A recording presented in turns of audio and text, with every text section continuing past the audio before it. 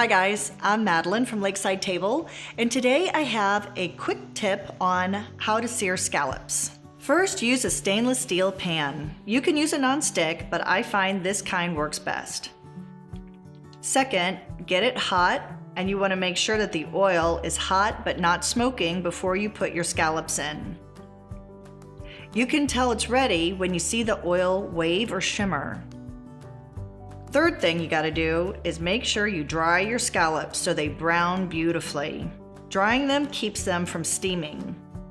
Fourth, put them in the pan starting at 12 o'clock and then go clockwise.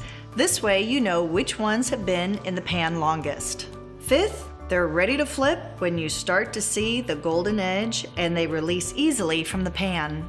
And there you have it, beautiful golden crusted scallops. Serve them on a salad or in your favorite pasta or over rice.